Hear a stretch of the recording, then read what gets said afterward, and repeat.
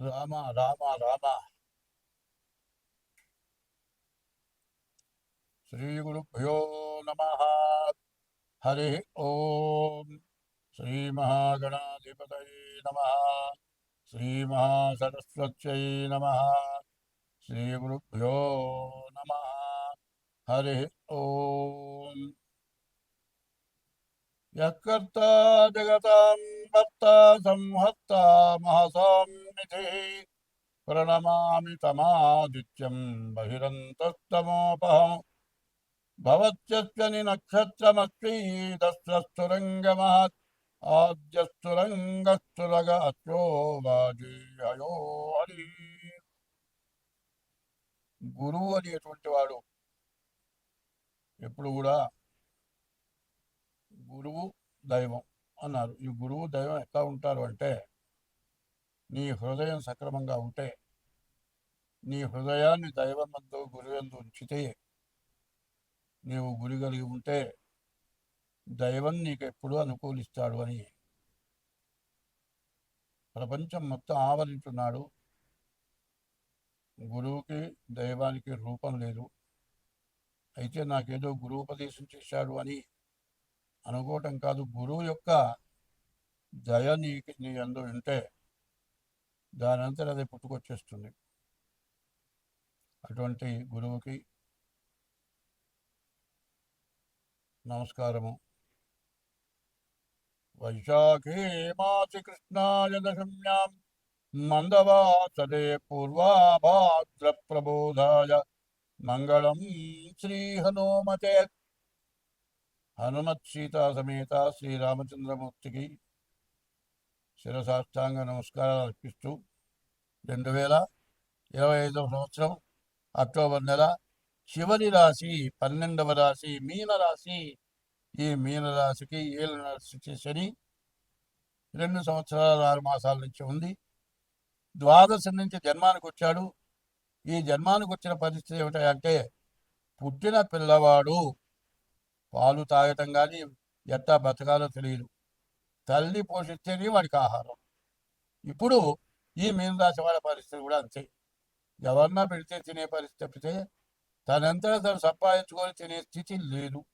కష్టం, విపరీతమైన నష్టం, అప్పులు, శత్రుత్వం, కుటుంబ కలహాలు, చేసే వృత్తి చోట తగాదాలు, చేసే వృత్తి మానుకొని బయటికి రావటం, ఇట్లాంటి పరిస్థితులు అష్టమ కుడివటం చేత విపరీతమైన అనారోగ్యాలు, సమస్యలు, బతకలేని పరిస్థితి, చచ్చిపోదాం, ఏదైనా చేసుకుందాం, ప్రాణం తీసుకుందాం అనేటువంటి ఆలోచనలు బాగా వస్తాయి.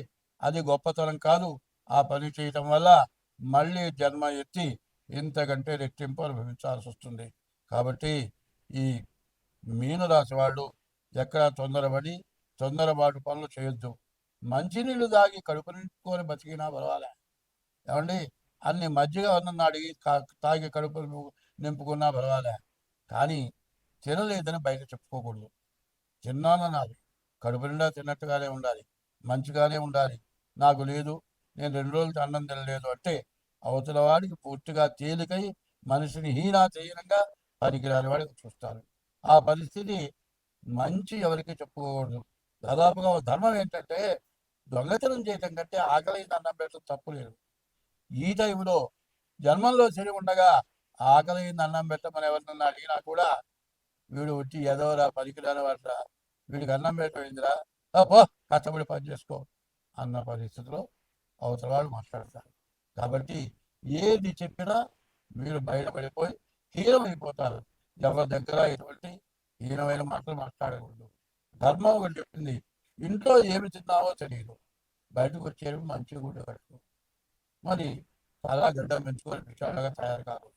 అట్లా కాకుండా బాగుండి వీళ్ళు బాగున్నాట అన్నట్టుగా బయట ప్రవర్తిస్తేనే మీ జీవితం బాగుంటుంది.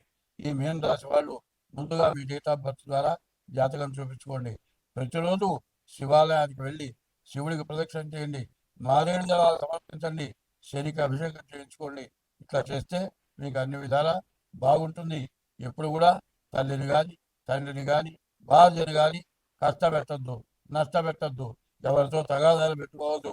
ఎవరైనా తగాదాలకు వచ్చినా ధర్మం ఒకటి ఉంది. తలకాయ బాగుంటారు కర్ర తీసుకొని వచ్చిన వాడిని దండం పెట్టాయా నేను పిల్లలు గలవాడిని, పిల్లలు అన్యాయం అయిపోతారు, నన్ను వదిలిపెట్టని దండం పెడితే వాడు ఆగుతాడు. మరి నోరా వీపుకి దెబ్బలు తాకేది శాస్త్రం ఉంది. ఒకడు బయలుదేరుతాడు ఇట్లాంటి టైంలో, ఒరే మీ నాన్న ఉన్నాడు రా అని అడగాలి, ముసల మాట ఏమంటాడు, నీ అమ్మమ్మ గుడున్నాడు రా అంటాడు. నీ అమ్మమ్మ గుడున్నాడు అంటే వాడు తలకాయ బాగుపడతాడు. మీ నాన్న ఉన్నాడు రా అనే మాటకి, నీ అమ్మమ్మ గుడున్నాడు అనే మాటకి అర్థం మాత్రం ఒకటే గాని, మీ నాన్న ఉన్నదే మాట సాంప్రదాయంగా ఉంటుంది, నీ అమ్మమ్మ గుడున్నాడు అనే మాట వికటంగా వస్తుంది, తన్నులు తినే పరిస్థితి వస్తుంది. కాబట్టి నోరు జాగ్రత్తగా పెట్టుకోవాలి, బుద్ధి జాగ్రత్తగా పెట్టుకోవాలి, డేట్ ఆఫ్ బర్త్ ద్వారా జాతకం చూపించుకోవాలి. కడుపు నిండిందా లేదా అనేది కాదు ముఖ్యంగా, బతుకుతున్నామా లేదా. ఏదో రకంగా 2 సంవత్సరాల 3 మాసాలు మీరు జాగ్రత్తగా బతికితే మీకు ఎదురు లేదు, మళ్ళీ మంచి రోజులు దగ్గరికి వస్తాయి. ఎవరైనా సరే ఏలినాటి శనిలో అంతకుముందు చేసిన పాపం వల్ల ఇట్లాంటి బాధలు వస్తాయి, ఇది మళ్ళీ తీరిపోతాయని మాత్రం గుర్తుపెట్టుకోండి. స్వస్తి. ఈ సంవత్సరం అనుభవిస్తున్నాం, మామూలుగా కాదు. రేపు రాబోయే ఎండలు కూడా ఈ వానల్ని మించిన ఎండలు. అగ్ని కనబడుతుంది ఎండలో, ఎండలోనే మంటలు వచ్చే పరిస్థితి కూడా వస్తుంది. ఇంతకుముందు ఇట్లాంటివి వస్తాయి, అరిష్టాలు వస్తాయి, మరి చాలా గొడవలు వస్తాయి, చాలా సమస్యలు వస్తాయి, మరి చాలా సమస్యలకు గురవుతాము. జాగ్రత్తగా ఉండండి, దైవాన్ని పూజించని చెప్తే ఎవరా జాతకం చెప్పమంటే ఇట్లాంటి మాటలు చెబుతావేమిటి అని అన్నారు. మరి ఇప్పుడు అనుభవిస్తున్నాం. చూడండి, దేశంలో వచ్చిన వరదలు మామూలు వరదలు కావు. ఇట్లాంటి వరదలు ఎప్పుడు చూడలే. మరి కాశీ, గంగా, హరిద్వార్, హృషికేశ్, అమర్నాథ్ మొత్తం మునిగిపోయింది. చివరికి విజయవాడ రైలు బ్రిడ్జి పైకి కూడా నీళ్ళు వచ్చినాయి. ఇంత నీళ్లు రావటం వల్ల నీటి కాలుష్యం ఎక్కువైపోయింది, వాయు కాలుష్యం ఎక్కువైపోయింది. దీనివల్ల రకరకాలైన సూక్ష్మజీవులు, మరి వీటి వల్ల మనిషికి అనారోగ్యాలు బాగా ఎక్కువగా ఉండి హాస్పిటల్ల పాలై, మరి తిండి అయితే పర్వాలేదు కానీ తిండి కంటే రోగాల వల్ల బాధలు ఎక్కువ, రోగాల వల్ల మందులు ఎక్కువ వాడాలి. ఇట్లాంటి పరిస్థితులు వచ్చినాయి. దీని నుంచి మనం తప్పించుకోవాలి అంటే ఒకటే చెబుతున్నా, ఈ 12 రాసుల వాళ్ళకి కూడా నేను బాగున్నాను అని ఎవ్వరూ నమ్మటానికి వీలు కాని పరిస్థితి. ఇవాళ ఉన్నది కదా అని జల్సా చేయొద్దు, మరి ఫ్యాన్సీ ఐటమ్స్ ఇవి కొనొద్దు. రేపు అనేది ఒక రోజు ఉన్నది, ఉన్న డబ్బులు జాగ్రత్తగా చేసుకుందాం, ఉప్పు కారం వేసుకొని తిందాం, జాగ్రత్తగా బతుకుదాం. రేపు అనే రోజుకు 10 రూపాయలు జాగ్రత్త చేసి పెట్టుకోండి. అట్లా లేకపోతే అడుక్కు తిన్నా కూడా ఇచ్చేవాడు పెట్టేవాడు ఉండడు. పని చేసుకునే వాళ్ళకు కూడా తిండి దొరక్క ఇబ్బందులు పడుతున్నారు. మధ్య తరగతి వాళ్ళు పూర్తిగా బాధలు పడుతున్నారు. కాబట్టి ఈ బాధల నుంచి మీరు తప్పించుకోవాలి, అందరం బాగుండాలి. ఒకటే మాట, ఒక్క మాట ముఖ్యమైంది, జీవితమున సగభాగము నిద్దులకే సరిపోవు, మిగిలిన ఆ సగభాగము చిత్తశుద్ధి లేకపోవు. అతి నిద్రాలోనుడు తెలివిలేని మూర్ఖుడు, లేక నిద్దులకే చెడతాడు. మత్తు, ఈ మత్తు నిద్ర మత్తు. నిద్ర 12 గంటలు పోతే తర్వాత లేచిన తర్వాత 2 గంటల దాకా మత్తు వదలదు. ఇది కాకుండా రాత్రి 12 గంటలు నిద్రమత్తు, లేచిన తర్వాత నిద్రమత్తు ఇంకా 2 గంటలు, తాగొచ్చి పడుకుంటే 10 గంటల దాకా మత్తు. ఈ మత్తు నుండి బయటపడాలి. ఈ మత్తు పదార్థాలు వాడటం తగ్గించాలి. రోజు కనీసం సూర్యోదయానికి ముందుగా లేచి కనీసం 3 గంటలు లేచి 5 గంటల దాకా దైవాన్ని స్మరించాలి. ఎట్లా? ఓం నమ శివాయ, ఓం నమో నారాయణాయ, మరి ఇట్లాంటి మంత్రాలని ఒక్క 3 గంటల సేపు స్మరించి తెల్లవారుగానే సూర్యుడికి నమస్కారం చేయటం చేయండి. ఇట్లా చేస్తే మీ కష్టాలన్నీ పోతాయి, అందరం బాగుంటాం. దేశం మొత్తం బాగుండాలి అంటే మానవ జన్మ ఎత్తిన వాళ్ళందరూ కూడా బ్రహ్మ ముహూర్తం 3 గంటలు లేవాలి, 5 గంటల దాకా భగవంతుడి యొక్క నామస్మరణ చేయాలి.